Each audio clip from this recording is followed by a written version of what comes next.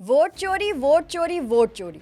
आजकल जब भी सोशल मीडिया पे देखो, जिसको देखो वो वोट चोरी पर ज्ञान दिए जा रहा है और इलेक्शन कमीशन पर बड़े बड़े आरोप लगाया जा रहा है।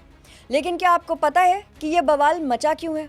क्योंकि यही इलेक्शन कमीशन पहले भी था और पहले भी आरोप लगते थे, लेकिन इस बार इतना माहौल क्यों बन रहा है? तो चलिए आपको पूरा मामला समझाते हैं।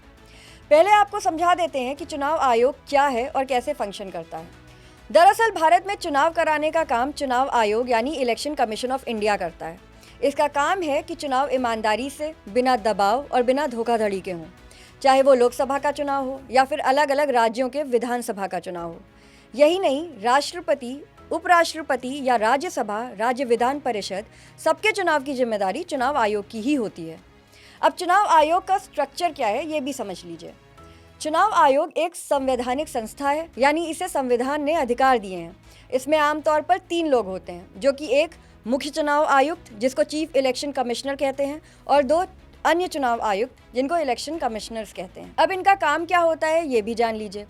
इलेक्शन कमीशन का काम चुनाव की तारीख तय करना है, मतदाता सूची यानी वोटर लिस्ट तैयार करना है और अपडेट करना है, राजनीतिक दलों को चुनाव चिन्ह यानी उनके सिंबल्स देना है, आचार संहिता यानी मॉडल कोड ऑफ कंडक्ट लागू करवाना, चुनाव में गड़बड़ी या धांधली रोकना है, साथ ही वोटिंग मशीन जो कि ईवीएम और बैलेट की सुरक्षा करना है। अब इसमें विवाद कहाँ फंस रहा है, ये भी समझ लीजिए। दरअसल पहले चीफ इलेक्शन कमिश्नर और अन्य इलेक्शन कमिश्नर्स की नियुक्ति सिर्फ राष्ट्रपति द्वारा की जाती थी, लेकिन वो राष्ट्रपति सरकार की सलाह और प्रधानमंत्री मान्य सुझावों पर चलते थे।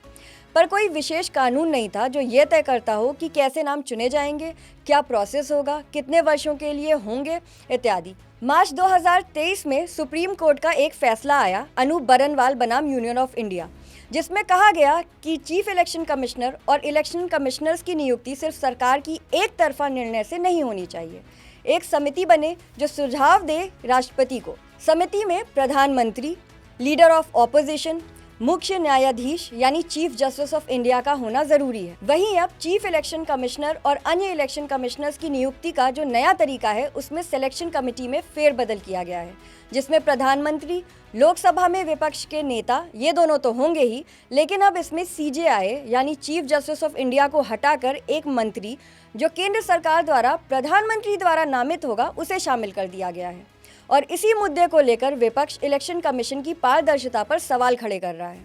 ऐसे में अब सवाल ये उठता है कि क्या विपक्ष जो बातें कह रहा है, उन बातों में कितनी सच्चाई है, और इस मामले को लेकर सरकार अपना पक्ष खुलकर क्यों नहीं रख रही है, और विपक्ष द्वारा इलेक्शन कमीशन के ऊपर उठाए गए सवालों का पारदर्शिता से जांच क्यों नहीं कराती है।